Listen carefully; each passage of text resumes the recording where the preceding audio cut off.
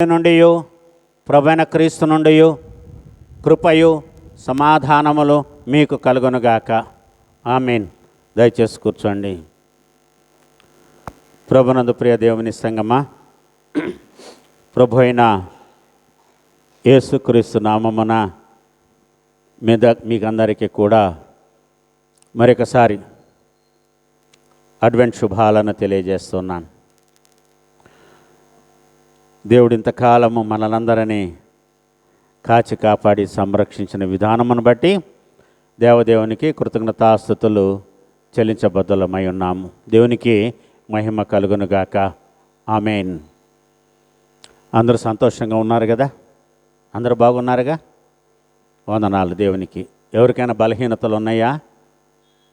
బాధ, నొప్పి, దిగులు ఉందా? దేవునికి వందనాలు. ఎందుకంటే అవి ఉన్నాయి కాబట్టి దేవునికి వందనాలు చెల్లించాలి.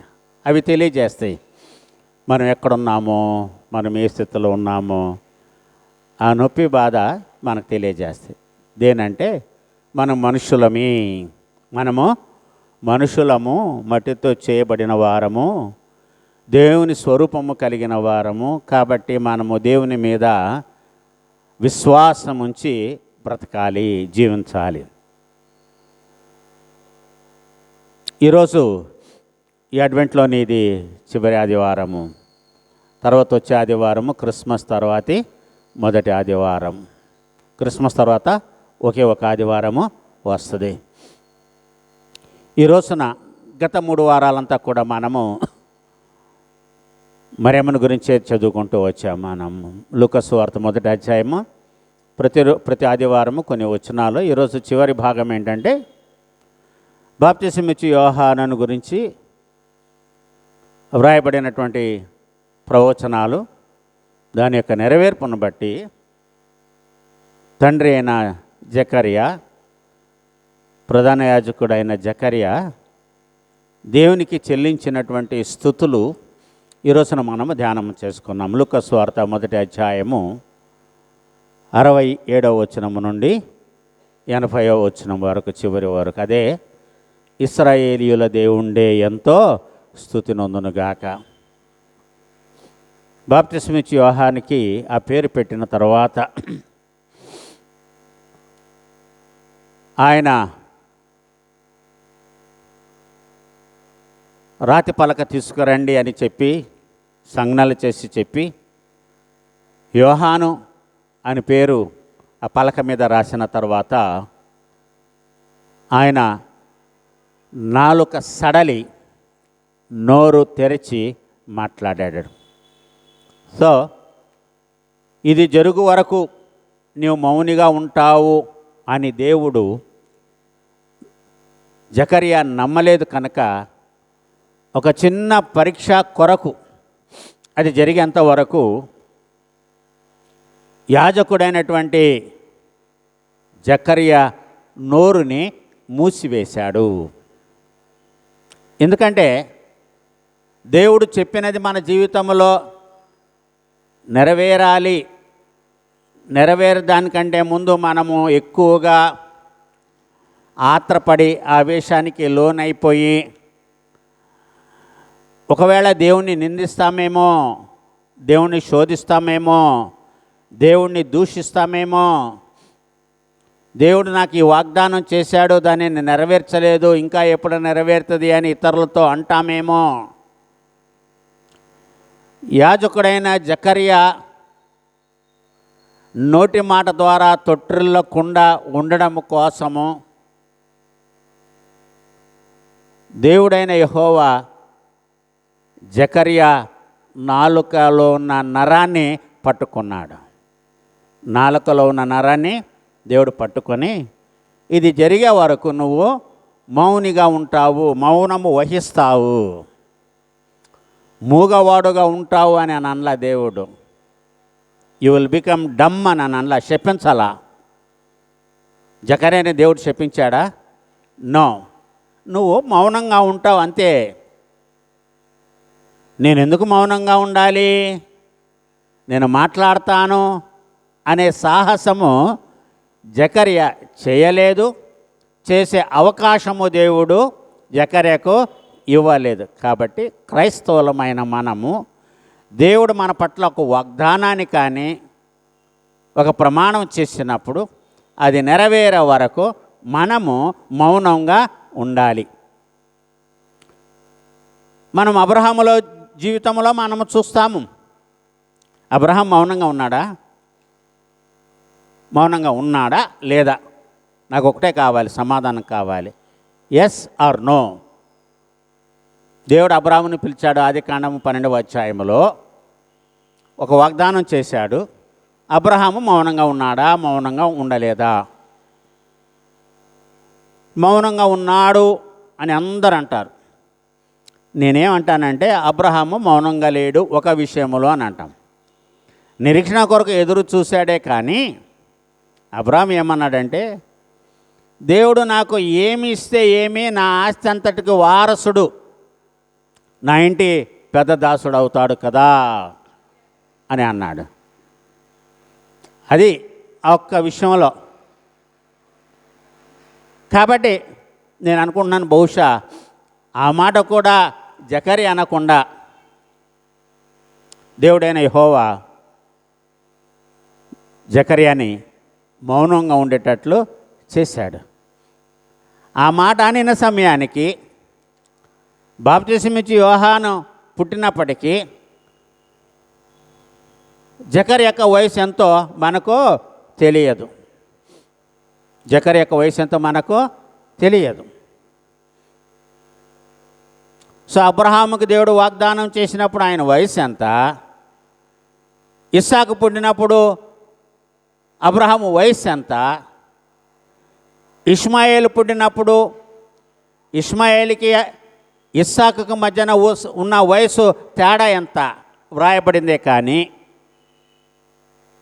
జకర్యా విషయంలో దేవుడు జకర్యాకి ఆ ప్రవచనం ఇచ్చినప్పుడు తర్వాత యోహాను పుట్టినప్పుడు ఆయన వయసు ఎంతో అక్కడ వ్రాయబడ్డాయి. ఇది జరిగేంత వరకు నువ్వు మౌనంగా ఉంటావు, మౌనంగా ఉంటావు. దీనికి సమాధానం మనకి ఎక్కడ దొరుకుతుంది అంటే ఇదే లూకా సువార్త 1వ అధ్యాయంలోనే 6వ నెలలో గబ్రియేలు దూత ఎవరి దగ్గరికి వెళ్ళింది? మరియా దగ్గరికి వెళ్ళింది. ఏ 6వ నెల అని అది క్యాలిక్యులేషన్ వేసినా కూడా, లెక్కల కట్టి చూసినా కూడా అక్కడ జకర్యా ఎలిజబెతుల యొక్క వయస్సును గురించి ప్రస్తావించబడలేదు. కారణం ఏంటి అని మనము చూస్తే, ఆలోచిస్తే, దేవుడికి అసాధ్యమైనది ఏది కూడా లేదు. దేవుడు మన జీవితంలో ఒక కార్యాన్ని చేయాలి అని దేవుడు సంకల్పిస్తే మనం ఏ వయస్సులో ఉన్నా దేవుడు దానిని నెరవేర్చుకోగలడు. మనలో చేసి నెరవేర్చి చూపించగలడు దేవుడు. ఎందుకంటే దేవుడు ఎన్నుకున్న వాళ్ళందరూ కూడా నీతిమంతులనే ఆయన ఎన్నుకున్నాడు. కాబట్టి ఎన్నుకున్న వాళ్ళందరినీ కూడా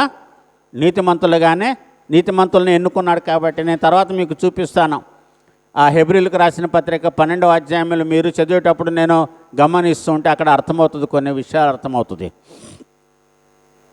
ఈ యొక్క బాప్తిసం ఇచ్చి యోహాను గురించి ఏ విధంగా అయితే ప్రవక్త అయినటువంటి యెషయా ప్రభు అయిన యేసుక్రీస్తు యొక్క జన్మమును గురించి ప్రవచించాడో, యెషయా గ్రంథము 9వ అధ్యాయంలోను 11వ అధ్యాయంలోను 7వ అధ్యాయంలోను, అలాగే 40వ అధ్యాయంలో ఈనాడు ధ్యానము కొరకు చదువుకున్నటువంటి యెషయా గ్రంథము 40వ అధ్యాయము మొదటి 8 వచనాలను మనము జ్ఞాపకం చేసుకుంటే ఇక్కడ బాప్తిసం ఇచ్చి యోహాను గురించి మాట్లాడుతుండడాన్ని మనం గమనిస్తున్నాం. చూడండి,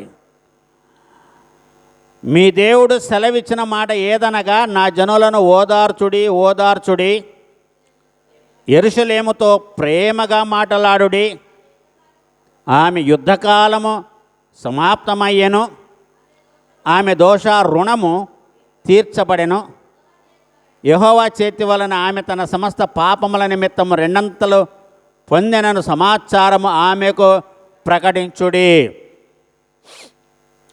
సో యెరూషలేము పట్టణానికి యెరూషలేము పట్టణాన్ని ప్రేమించమంటున్నాడు దేవుడు.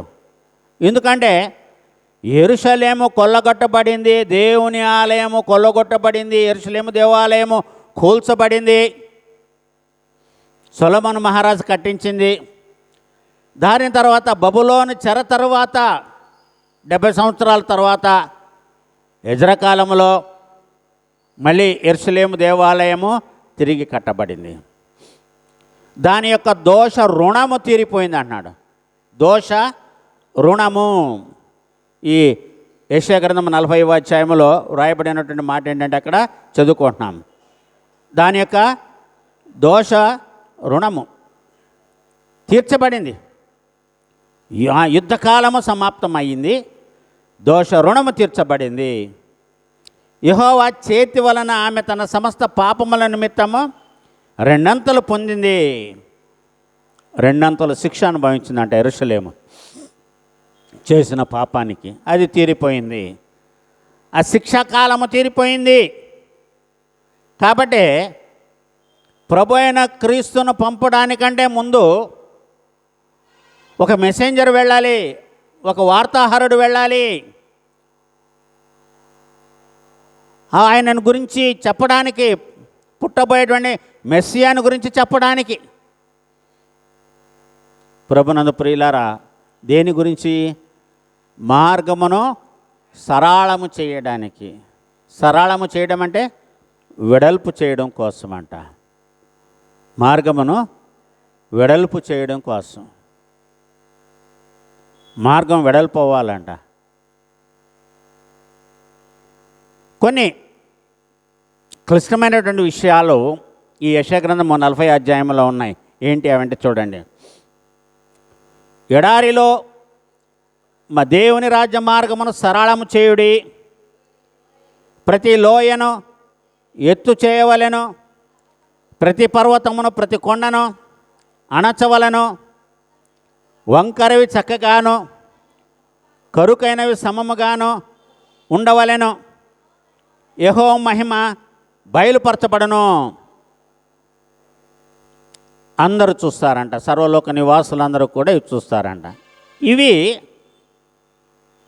అలంకార రూపముగా చెప్పబడినటువంటి మాటలా, లేకపోతే నిజంగా ఇవి జరగాల? లోయలను ఎవరైనా ఎత్తుగా చేస్తారా?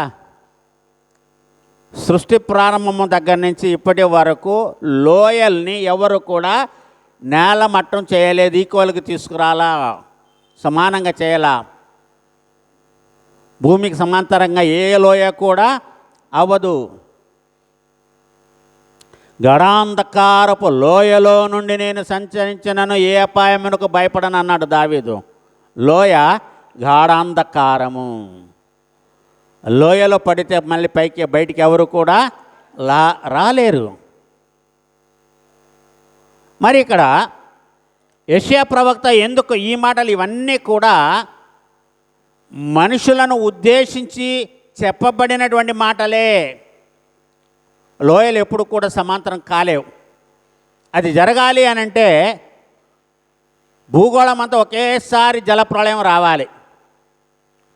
భూగోళం అంతా కూడా ఒకేసారి జలప్రళయం వచ్చినా లోయలు నిండవు. లోయలు నిండవు. ఇది అసాధ్యం. ఆదికాండము 1వ అధ్యాయములో యెహోవా దేవుడు సృష్టించినటువంటి సృష్టిలో ఒక్కొక్క రోజు ఒక్కొక్క కార్యాన్ని చేసినప్పుడు దేన్ని ఎక్కడ విభాగించాడో, ఎంత మట్టుకు విభాగించాడో అక్కడ క్యాలిక్యులేషన్స్ ఉన్నాయి.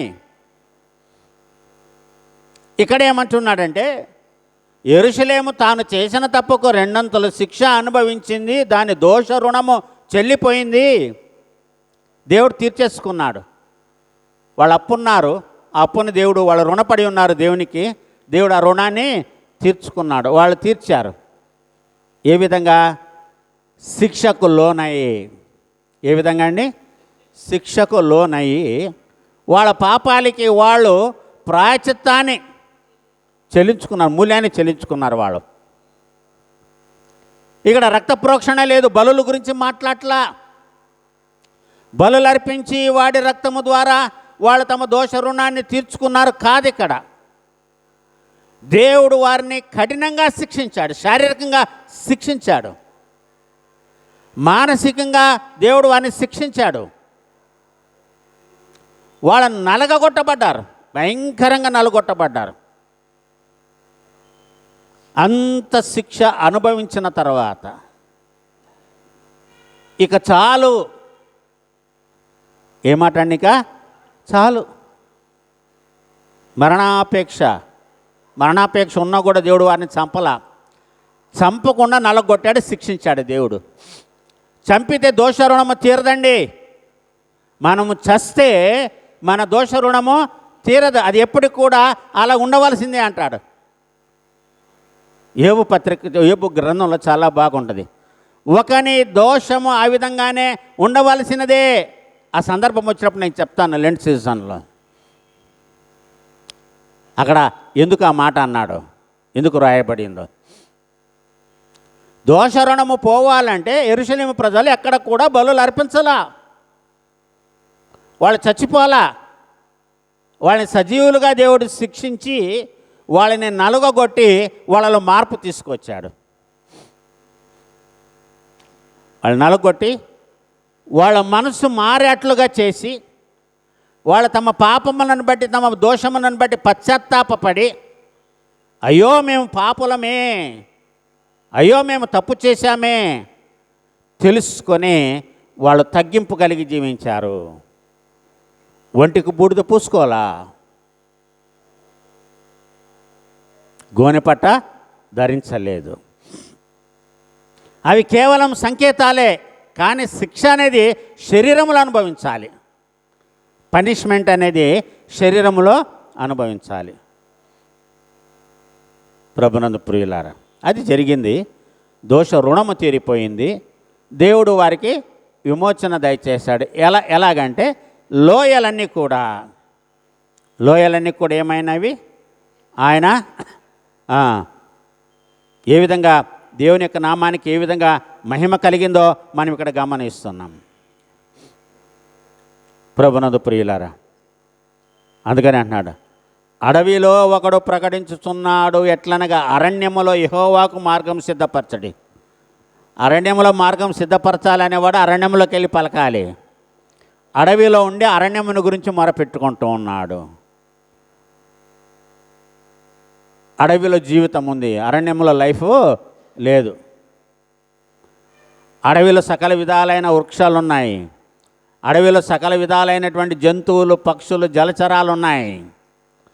ఈయన అడవి తేనెను, మిడతలను తింటూ బ్రతికినటువంటి వాడు, ఒంటి చర్మాన్ని కప్పుకొని జీవించినటువంటి వాడు బాప్తిసమిచ్చు యోహాను.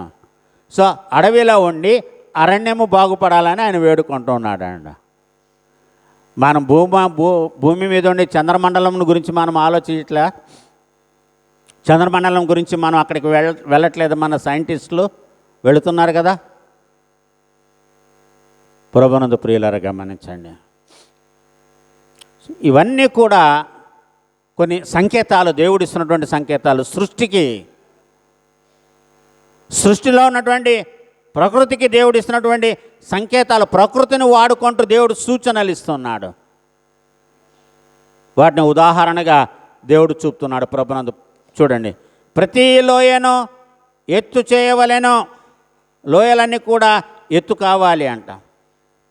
చూడండి 3వ అధ్యాయము, లూకా సువార్త 3వ అధ్యాయము 3 నుంచి 6 వచనాలు చదువుకుందాం. లూకా సువార్త 3వ అధ్యాయము 3వ వచనం నుండి 6వ వచనం.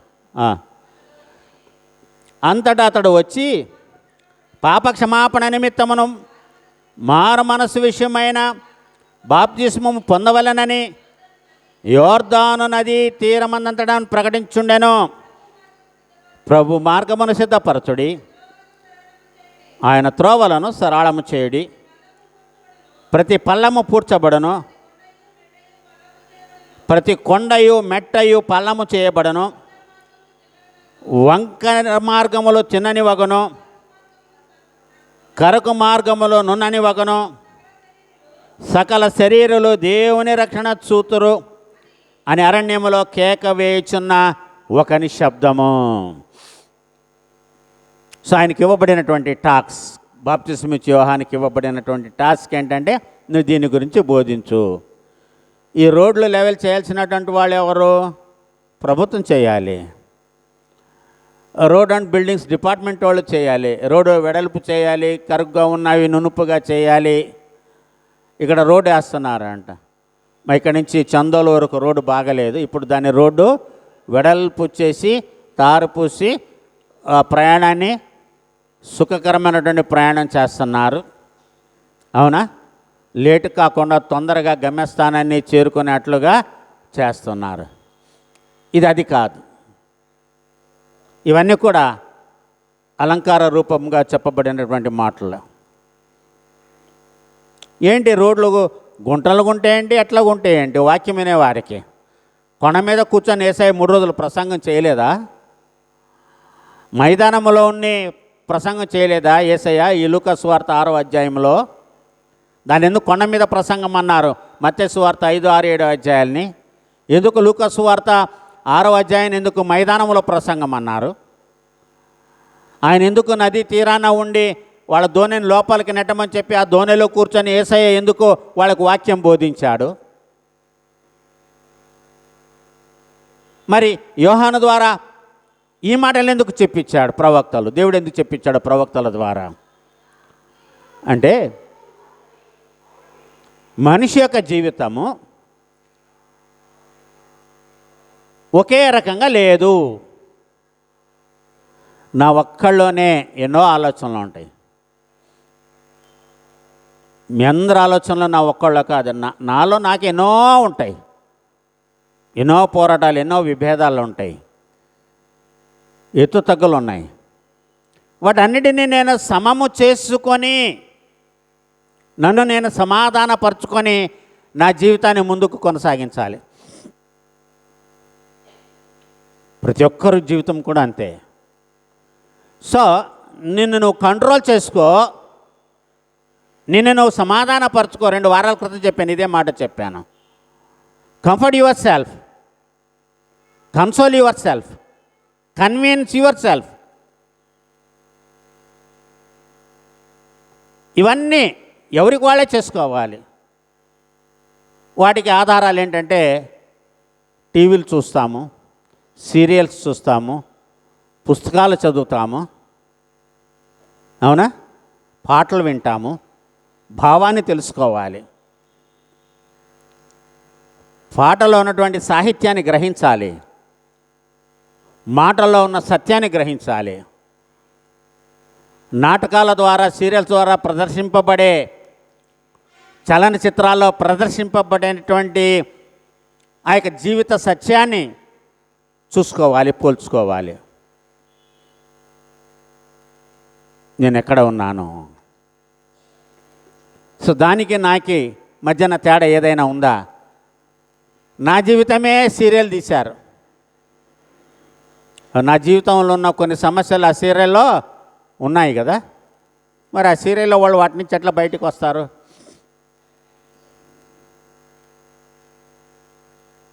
ఎలాగ బయటకు వచ్చారు? ఎప్పుడు వాళ్ళకి సమస్యలు తీరినాయి? నాకు బాగా గుర్తండి, 25 సంవత్సరాల క్రితం ఒక సీరియల్ 3 సంవత్సరాలు వచ్చింది, టీవీలో వచ్చేది సాయంకాలం 4 అప్పుడు. చాలా మంచిది అది, చాలా చాలా చాలా కథ, పెద్దగా ఒక ఫ్యామిలీ కథ అది. 98 అనుకుంటా, 98, 97, 98, 99.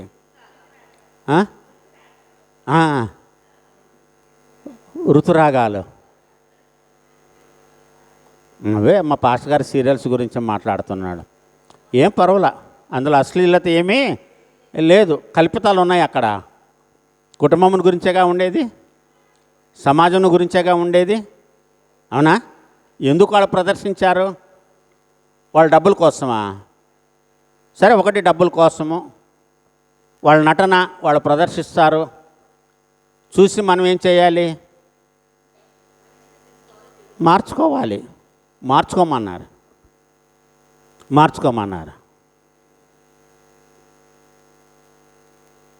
అవి ఉన్నాయి, కొన్ని అవార్డులు పొందినటువంటి కొన్ని ఉన్నాయి.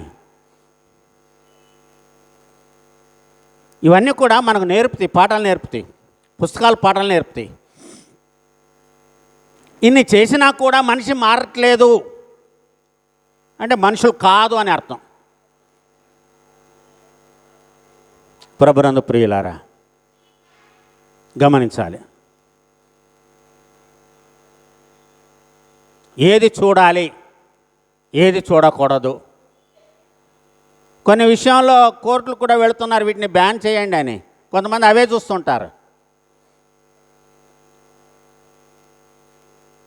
అవే చూస్తారు కావాలని. పోరాడుతున్నా, కోర్టులకు వెళుతున్నా వాటిని నివారించండి, వాటిని ప్రసరించొద్దు అని చెప్పిన కొంతమంది వాటినే చూస్తూ ఉంటారు. వాళ్ళ మైండ్ సెట్ అది, వాళ్ళు మారరు. అందుకని జీవితాలు అట్లాగా ఉంటాయి. కానీ ఇక్కడ దేవుడైన యెహోవా ఈయన యేసయ్య కంటే ముందు ఈయన పంపడానికి చెప్పినటువంటి మాటల్లో సృష్టి వినాశనాన్ని గురించి అక్కడ మాట్లాడట్లా. అవి జరగాలంటే వరదలు రావాలి, భూకంపాలు వస్తేనే అవన్నీ కూడా, కొండలన్నీ కూడా సమమవుతాయి. కొండలు లేకపోతే నీళ్లు లేవు. నీళ్ళు ఎక్కడి నుంచి వస్తాయి? బండలో నుంచి అవి వస్తాయి. ఆ అరణ్యములో దేవుడైన యెహోవా మోషేను బండతో కొట్టమన్నాడు, బండతో మాట్లాడమన్నాడు. నీళ్ళు అక్కడి నుంచే వచ్చినాయి. Hills are the source of water. ఇది సైన్స్, ఇది నిజం. ఇది కొండలు ఎక్కడ ఉంటాయో అక్కడ నీళ్లు పుష్కలంగా ఉంటాయి. కొండలు ఎక్కడ ఉంటాయో అక్కడ నీళ్లు పుష్కలంగా ఉంటాయి. మరి కొండల పైనుంచి నీరు ఎందుకు పారుతున్నాయి? కొండ సందుల్లో నుంచి ఎక్కట్లా వస్తున్నాయి నీళ్లు? ఇది సృష్టి.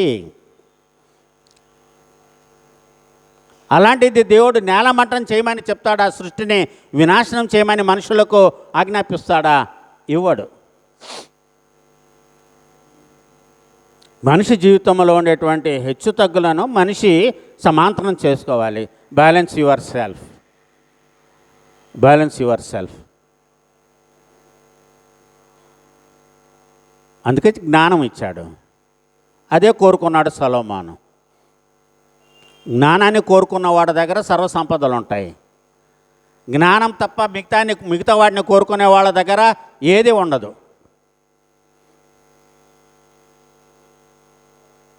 ఇది జీవిత సత్యం. ఎందుకు పంపించాడంటే బాప్తిస్మిచ్చి యోహాన్ని యేసయ్య కొరకు మార్గమును సిద్ధపరచడానికి. ఈ యెషయా గ్రంథము 40వ అధ్యాయము నుంచి 66 అధ్యాయాల వరకు, ఈ 26 అధ్యాయాలు కూడా ఇందులో ఏమి రాయబడిందంటే మహిమతో నిండిన విశ్వాసం యొక్క ప్రవచనాలు ఉన్నాయి. మహిమతో నిండిన విశ్వాసం యొక్క ప్రవచనాలు యెషయా గ్రంథము 40వ అధ్యాయము నుంచి 66 అధ్యాయాల వరకు ఉన్న 26 అధ్యాయాల్లో. ఈ యెషయా గ్రంథము పరిశుద్ధ గ్రంథములో 23వ పుస్తకము. ఇందులో 66 అధ్యాయాలు ఉన్నాయి, 1292 వచనాలు ఉన్నాయి. నెరవేరని ప్రపంచాలు 634 ఉన్నాయి. నెరవేరిన ప్రవచనాలు 395. ఈ పుస్తకంలో ఇవ్వబడినటువంటి హెచ్చరికలు 1313. ఈ 1313లో నెరవేరినటువంటి హెచ్చరికలు 449. నెరవేరని హెచ్చరికలు 864. చారిత్రకరమైనటువంటి వచనాలు 273. 190 ప్రశ్నలు, 308 ఆజ్ఞలు, 120 వాగ్దానాలు, దేవుని దగ్గర నుంచి ప్రత్యేకంగా వచ్చినటువంటి సందేశాలు 71. ఈ యెషయా గ్రంథాన్ని పాత నిబంధన సువార్త అంటారు. పాత నిబంధన సువార్త. ఎక్కువ కూడా యేసుప్రభు వారి గురించి ఇక్కడ వ్రాయబడింది కాబట్టి దీనిని పాత నిబంధన సువార్త. The gospel of the old testament is the book of Isaiah. So ఈ 40 అధ్యాయం నుంచి 66, ఈ 26 అధ్యాయాల్లో మనం గమనించేది ఏంటంటే మహిమతో నిండిన విశ్వాసం యొక్క ప్రవచనాలు. ఈ ప్రవచనాలు దేవునికి మహిమ ఉంది. ఆ నెరవేర్పు ఒకటిలో ఆ నెరవేర్పు ఏంటంటే ఈ రోజున మనం చదువుకుంటున్నటువంటి ధ్యానం చేస్తున్నటువంటి యెషయా గ్రంథము 40వ అధ్యాయము 1-8 వచనాలు. అంటే భూమండలంలో ఉన్న ఏ మనిషి కూడా తప్పిపోకుండా, ఒక్కడనో తప్పకుండా సర్వశరీరులు దానిని చూచెదరు, ఇలాగు జరుగునని యెహోవా సెలవిచ్చున్నాడు. ఇది నెరవేరవలసిన ప్రవచనం. ఇది సర్వ శరీరులు చూడాలి అంట.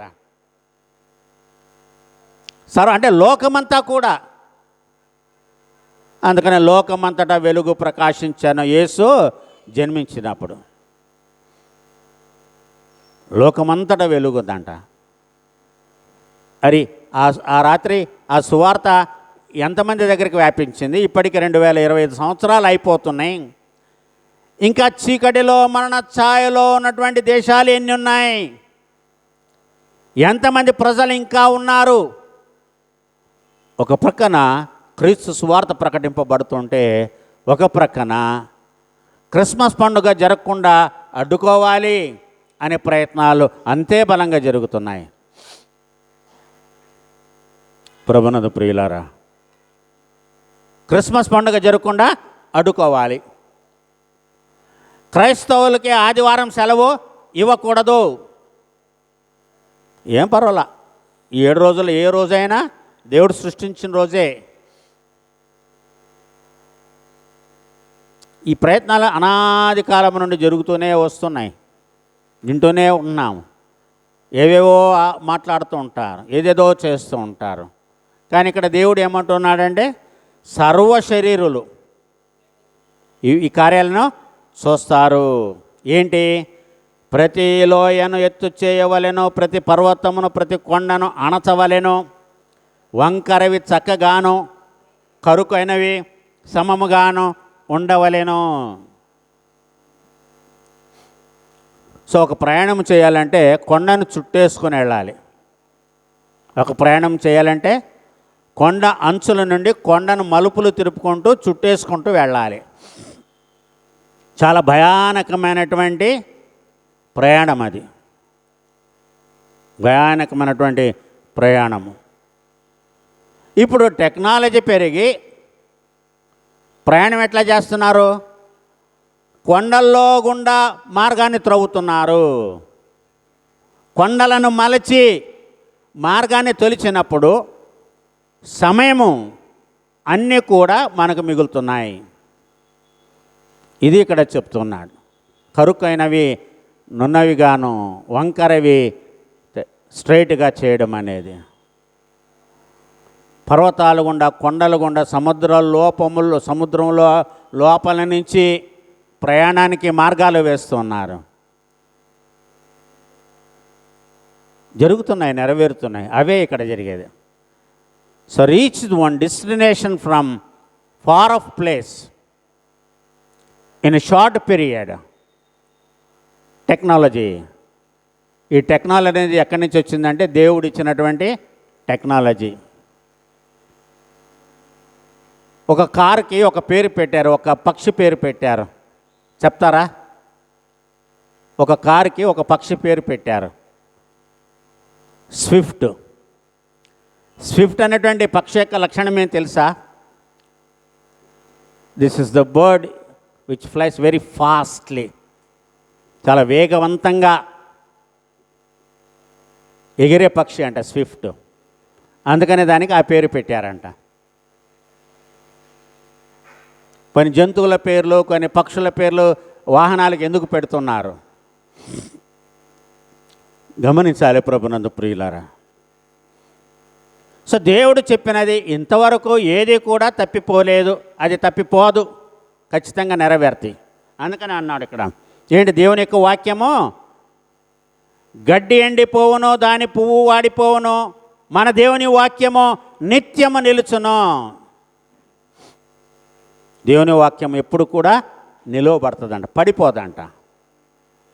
దేవుని యొక్క వాక్యము చచ్చిపోదు. దేవుని వాక్యము ఎప్పుడు నిలవబడే ఉంటుంది, అంటే లైఫ్ ఉంటుంది. దేవుని యొక్క వాక్యములో జీవితం ఉంది. ఆరిపోతున్నటువంటి దీపాన్ని వెలిగించేది దేవుని యొక్క వాక్యము. అందుకనే అన్నారు, నీ వాక్యము నా పాదములకు దీపము, నా త్రోవకు వెలుగై ఉన్నది.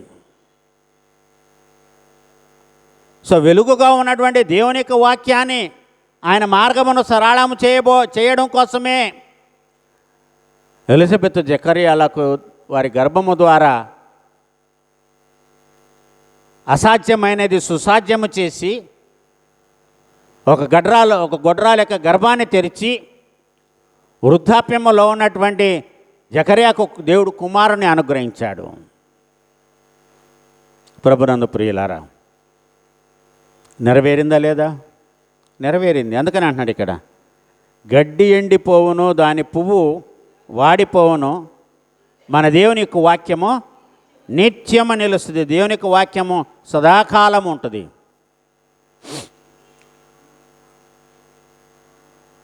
కాబట్టి మరి ఇక్కడ ఈ యెషయా గ్రంథంలో నేను చెప్పినటువంటి ఆ యొక్క జిష్టంతటిని బట్టి ఇంకా నెరవేరవలసినటువంటివి ఎన్ని ఉన్నాయి, వాటినన్నిటినీ కూడా దేవుడు త్వరలోనే నెరవేర్చబోతున్నాడు. అందుకనే ఈ లూకా సువార్త 1వ అధ్యాయంలో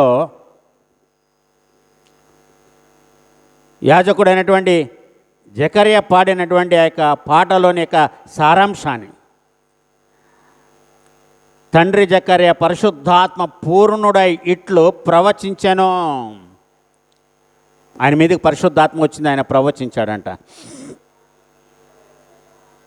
ప్రభు అయిన ఇశ్రాయేలు దేవుడు స్తుతింపబడునుగాక, ఆయన తన ప్రజలకు దర్శనమిచ్చి వారికి విమోచన కలుగజేశాడు. దర్శనము ద్వారా విడుదల విమోచనాన్ని దయచేశాడు. చాలా విషయాలు ఉన్నాయి ఇక్కడ. ఏంటది? మన శత్రువుల నుండి, మనలను ద్వేషించు వారినందరి చేతుల నుండి తప్పించి రక్షణ కలుగజేశాను. మన శత్రువుల నుండి, మనలను ద్వేషించు వారందరి చేతి నుండి తప్పించి రక్షణ కలుగజేశాను. దీన్ని గూర్చి ఆయన ఆది నుండి తన పరిశుద్ధ ప్రవక్తల నోట పలికించను. ప్రవక్తల నోట ఎప్పుడో పలికించాడు ఆయన. ఆది నుండి, సృష్టి ప్రారంభము నుండి ఆయన మన పితరులను కరుణించుటకును, తన పరిశుద్ధ నిబంధనను అనగా మన తండ్రి అయిన అబ్రాహాముతో తాను చేసిన ప్రమాణమును జ్ఞాపకము చేసుకొనుటకును, మన శత్రువుల చేతుల నుండి విడిపింపబడి మన జీవిత కాలమంతయు నిర్భయులమై ఆయన సన్నిధిని పరిశుద్ధముగాను నీతిగాను ఆయనను సేవింపను అనుగ్రహించుటకును ఈ రక్షణ కలుగజేశాను. దేవుని మహిమపరిచిన తర్వాత పుట్టిన శిశువు గురించి చెప్తున్నాడు. ఈయన ఎటువంటి వాడవుతాడో అని అనుకున్నారు యోహానికి ఆ పేరు పెట్టిన వెంటనే. మీరు చూస్తే ఈయన ఈ బాలుడు ఎటువంటి వాడవుతాడో అని అనుకున్నారు. ఇక్కడ తన కుమారుని గురించి రెండవ భాగంలో, మొదటి భాగంలో దేవునిని మహిమపరిచి తనకు పుట్టిన కుమారుడైన యోహాను గురించి జకర్యా చెప్తూ అన్నటువంటి మాటలు ఏంటంటే, ఓ శిశువా, నీవు సర్వోన్నతుని ప్రవక్త వనబడుదువు, మన దేవుని వాత్సల్యమును బట్టి వారి పాపములను క్షమించుట వలన తన ప్రజలకు రక్షణ జ్ఞానమును ఆయన అనుగ్రహించున్నట్లును, ఆయన మార్గములను సిద్ధపరచుటకై నీవు ప్రభువుకు ముందుగా నడుస్తావు. ఎంత ధన్యత అండి! ముందుగా నడిచేవాళ్ళు గొప్పవాళ్ళు, వెనక నడిచేవాళ్ళు గొప్పవాళ్ళు కాదు. వెనక నడిచేవాళ్ళు గొప్పవాళ్ళు కాదు, ముందుగా నడిచేవాళ్ళు గొప్పవాళ్ళు. గొర్రెల కాపరి ఎప్పుడు ముందు ఉంటాడంట, పశువుల కాపరి వెనకలు ఉంటాడంట. గొర్రెల కాపరి గొర్రెలకు ముందు ఉంటాడు, పశువుల కాపరి పశువులకు వెనక ఉంటాడంట.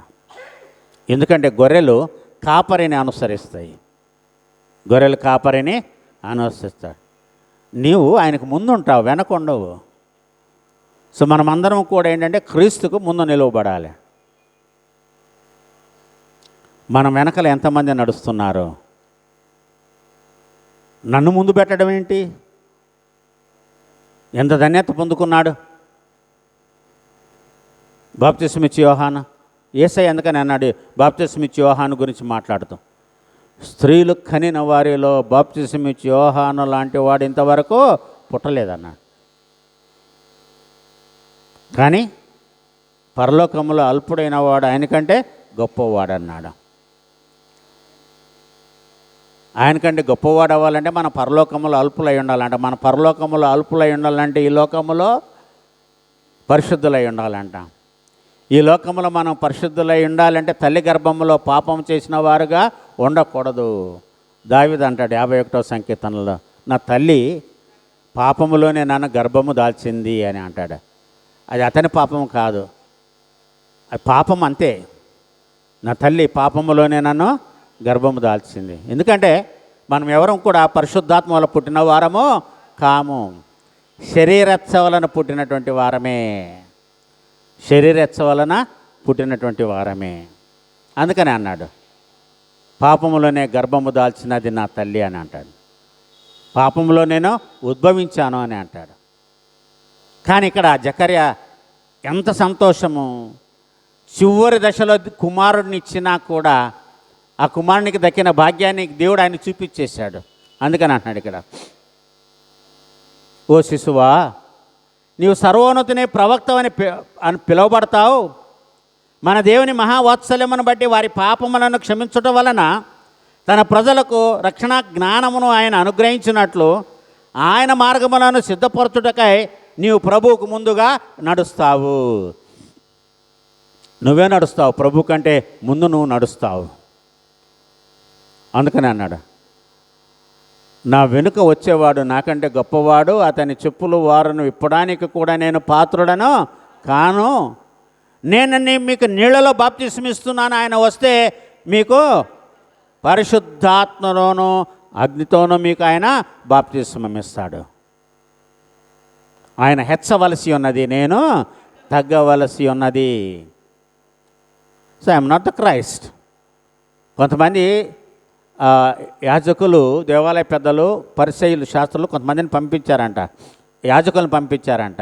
శాస్త్రులు, పరిసయ్యులు ఎవరి దగ్గరికి? బాప్తిస్మం ఇచ్చే యోహాను దగ్గరికి. నువ్వెవరు? నువ్వు ఏలియావా? నేను ఏలియాను కాదు. నువ్వు ఆ ప్రవక్తవా? నేను ఆ ప్రవక్తను కాను. ఆయన ఒప్పుకున్నాడు, నేను కానని ఒప్పుకున్నాడు. మరి ఎవరు? మరి నువ్వు ఎందుకు బాప్తిస్మం ఇస్తున్నావు అన్నాడు. అప్పుడు చెప్పాడంట, నేను ఆయన త్రోవలను సరళము చేయడానికి వచ్చిన ఒక మార్గాన్ని అంతే, ఒక స్వరాన్ని అంతే. I'm only the voice of God. నేను ఒక స్వరాన్ని అంతే.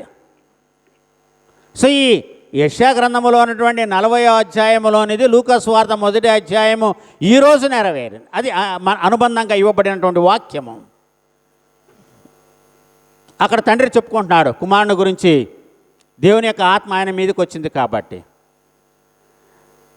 నీవు ఆయన కంటే ముందుగా నడుస్తావు, ప్రభువుకు ముందుగా నువ్వు నడుస్తావు అనేటువంటి వాగ్దానం, ఒక ప్రవచనాన్ని ఇక్కడ జకర్యా మాట్లాడుతున్నాడు. చూడండి 17వ వచనం చూడండి. ఇదే లూకా సువార్త 1వ అధ్యాయం 17వ వచనం. మరియు అతడు తండ్రుల హృదయమును పిల్లల తట్టునకును అవిధేయులను నీతిమంతుల జ్ఞానమును అనుసరించుటకును త్రిప్పి ప్రభు కొరకు ఆయత్తపడి ఉన్న ప్రజలను సిద్ధపరచుటకై ఏలియా యొక్క ఆత్మయు శక్తియు గలవాడై ఆయనకు ముందుగా వెళ్ళును గనుక నీకు సంతోషమును మహానందమును కలుగును. అతడు పుట్టినందుకు అనేకులు సంతోషిస్తారు. ఎవరు పుట్టినందుకు? యోహాను పుట్టినందుకు అందరూ కూడా సంతోషిస్తారంట. యోహాను పుట్టినందుకు ఎవరికి అసూయ పుట్టలేదంట. యోహాను పుట్టినందుకు అందరూ కూడా సంతోషించారంట. చూడండి ఎంత చక్కటి మాటలు ఇక్కడ వ్రాయబడి ఉన్నాయో వైద్యుడైనటువంటి లూకా చెప్తూ ఉన్నాడు. ఆలోచించాలి ప్రభునందు ప్రియులారా, గమనించండి. జకర్యా చెప్పినటువంటి మాటల్లో మనం చూస్తున్నాం. ఏంటది? ఆయన మార్గములను సిద్ధపరచుటకై నీవు ప్రభువుకు ముందుగా నడుతువు, మన పాదములను సమాధాన మార్గంలోనికి నడిపించున్నట్లు చీకటిలోను మరణఛాయలోను కూర్చుండు వారికి వెలుగిచ్చుటకై ఆ మహావాత్సల్యమును బట్టి పైనుండి ఆయన మనకు అరుణోదయ దర్శనమును అనుగ్రహించను. పైనుండి అరుణోదయ దర్శనాన్ని ఆయన అనుగ్రహించాడు. శిశువు ఎదిగి ఆత్మయందు బలము పొంది ఇశ్రాయేలుకు ప్రత్యక్షమగు దినము వరకు అరణ్యములో ఉండెను. ఆయన అరణ్యంలో గడిపాడు. ప్రభునందు ప్రియులారా, యేసు ప్రభు వారు 30 ఏళ్ళు వచ్చే వరకు తల్లిదండ్రుల దగ్గర గడిపాడు. యేసయ్య పుట్టి బయటికి రాకముందు ఆయన వాక్యాన్ని బోధించడానికంటే ముందు ఈయన కూడా అడవిలో ఉండి తర్వాత అరణ్యంలోనికి వచ్చాడు. చివరిదిగా మనము చూస్తే హెబ్రీలకు రాసిన పత్రిక 12వ అధ్యాయము చదువుకున్నటువంటి 15వ వచనం నుండి 29వ వచనాలు మనం గమనించి చూస్తే, ఇక్కడ ఆయన ద్వారా మనము దేవునికి ఎల్లప్పుడూ స్తుతియాగము చేయుదుము అనగా ఆయన నామమును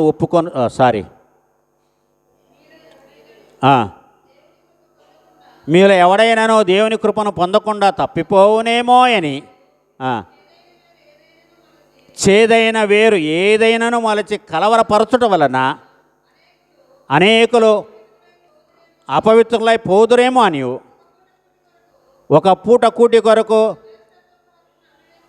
తన జ్యేష్ఠత్వపు హక్కును అమ్మివేసిన ఏశావు వంటి భ్రష్టుడైనను జాగ్రత్తగా చూచుకొనుడి. కాలం గడిచిపోయిన తర్వాత వెతికితే అది దొరకదు. కాలం ఉన్నప్పుడు ఆ స్త్రీ పోగొట్టుకుని వెండి నాణ్యాన్ని వెతికింది ఆమె. కాలం పోయిన తర్వాత కాదు, ఆ సమయంలోనే ఆమె వెతికింది కాబట్టి అది ఆమెకి దొరికింది.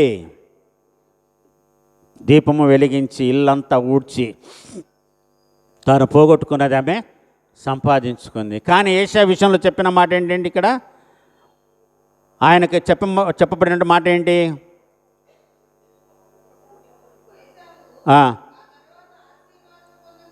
ఏశావు ఆ తర్వాత ఆశీర్వాదం పొందగోరి కన్నీళ్లు విడుచుచు దానికోసము శ్రద్ధతో వెదికినను మారు మనసు పొందని అవకాశము దొరకక విసర్జింపబడెను. హక్కు ఎవరి హక్కు వాళ్ళదే. నా హక్కు నాదే, మీ హక్కు మీదే. నా హక్కు నాది, నా హక్కును నేను చేజార్చుకోకూడదు.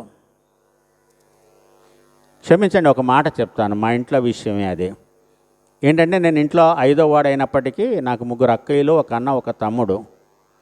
నేను అమ్మతో చిన్నప్పటి నుంచి అమ్మతో తిరగడాన్ని బట్టి ప్రతి విషయానికి నేను అమ్మ పక్కనే ఉండేవాడిని. అన్ని విషయాల్లో అమ్మతో పాటు నేను నిర్ణయాలు తీసుకునేవాడిని, డిసిషన్ తీసుకునేవాడిని.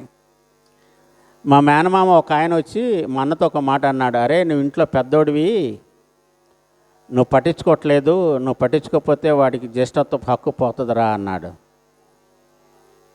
మా అన్నతో అన్నమాట, నువ్వు ఇంటి గురించి పట్టించుకోకపోతే నీ జ్యేష్ఠత్వపు హక్కు వాడికి పోతుందిరా అన్నాడు. నేను కోరుకుంటే రాలా, కష్టపడితే వచ్చింది. పెద్దవాడు ఆయనే, ఇంటికి పెద్దవాడు ఆయనే. అప్పటికి ఇప్పటికీ మా ఇంట్లో ఏది జరిగినా నేను లేకుండా ఏ నిర్ణయము ఎవరు కూడా తీసుకోరు. మా అమ్మ ఆస్తి విషయాలు కావచ్చు, మా అమ్మ బ్యాంక్ అకౌంట్లు కావచ్చు, అన్నిటికీ నేనే నామినీ. ఎందుకు వచ్చింది? గర్వపడతాను, ఒక్కొక్కసారి సంతోషిస్తాను. కఠినమైనది, బాధ కలిగించేది. ఎందుకంటే అన్నీ పడాలి కదా. రెండోదండి బాధ్యత. ఎస్, ఇది జరిగింది మా ఇంట్లో. ఇప్పుడుగా జరిగింది. ఎప్పుడో ఒక 30 ఏళ్ల క్రితం అన్నాడు నా మేనమ్మ, అమ్మ తమ్ముడు అన్నాడు, నువ్వు పట్టించుకోకపోతే ఇంటి విషయాలు వాడికి వెళ్ళిపోతుంది. ఏశావు కొంతమంది అమ్ముకుంటారు, కొంతమంది తృణీకరిస్తారు.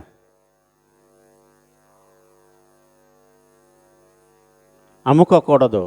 హక్కు, ఇంట్లో ఒక హక్కు, ఒక బాధ్యత ఉంది అంటే చాలా విలువ అది. భర్త హక్కు భర్తది, భార్య హక్కు భార్యది, పెద్దోడు హక్కు పెద్దోడిది, చిన్నోడు హక్కు చిన్నోడిది. పరిమితులు ఉన్నాయి, దేవుడు ఇచ్చాడు. తర్వాత కావాలంటే అవి రావండి. వాళ్ళు చూసుకుంటున్నారులే, ముందు నుంచి వాళ్ళే చూసుకుంటున్నారు, అన్నీ వాళ్ళే చూసుకుంటే ఫినిష్ అయిపోయా. ఎందుకు పోగొట్టుకోవాలి? ఎందుకు దేవుడు నేను యాకోబును ప్రేమించాను ఏశావుని ద్వేషించానని దేవుడు ఎందుకు అన్నాడు?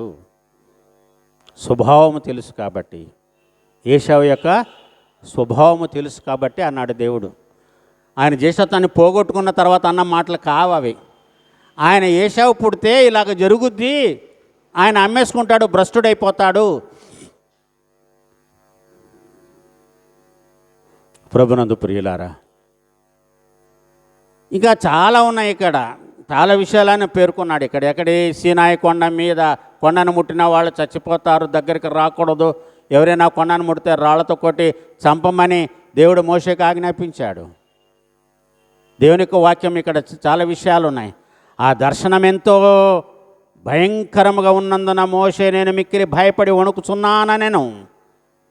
ఇప్పుడుతే సీయోనను కొండకును జీవము గల దేవుని పట్టణమునకు అనగా పరలోకపు యెరూషలేమునకును వేవేల కొలది దేవదూతల యొద్దకును పరలోకమందు వ్రాయబడిన జ్యేష్ఠుల సంగమునకును వారి మహోత్సవమునకును అందరి న్యాయాధిపతి అయిన దేవుని యొద్దకును సంపూర్ణ సిద్ధి పొందిన నీతిమంతుల ఆత్మల యొద్దకును క్రొత్త నిబంధనకు మధ్యవర్తి అయిన యేసుక్రీస్తు వద్దకును ఏబేలు కంటే మరి శ్రేష్టముగా పలుకబడిన ప్రోక్షణ రక్తమునకును మీరు వచ్చి ఉన్నారు అన్నాడు.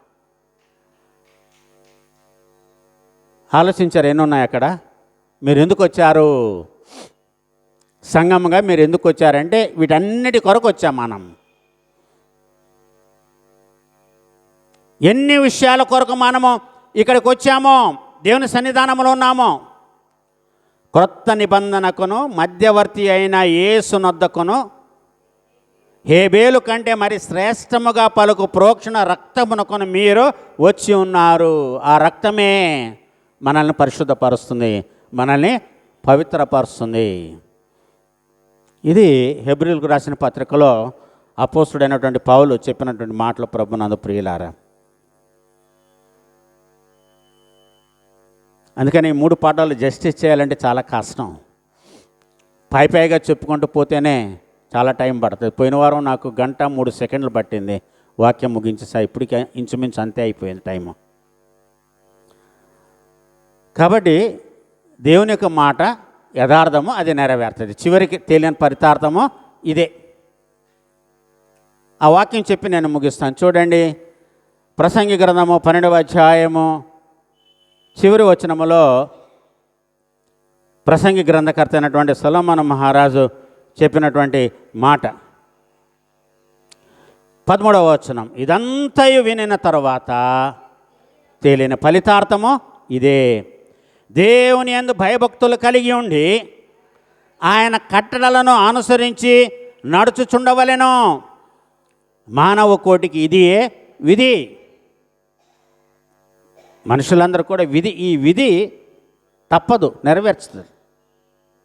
ఏంటంటే దేవుని యందు భయభక్తులు కలిగి ఉండి ఆయన కట్టడలను అనుసరించి నడుచుకుంటూ ఉండాలి ప్రతి మనిషి. ఈ విధిని తప్పితే, ఈ విధిని మనము దాటితే మనల్ని మనము నాశనం చేసుకున్నట్టే. అది జరగకుండా ఉండాలనే బాప్తిసమిచ్చి యోహాన్ని ఏలియాను మరొకసారి పంపాడు. దైవకృప మనకందరికీ తోడుగా ఉండునుగాక. ఆమేన్. సమస్త జ్ఞానమునకు మించిన దేవుని యొక్క సమాధానము యేసుక్రీస్తువలన మీ హృదయములకు మీ తలంపులకు కావలి ఉండునుగాక. దేవా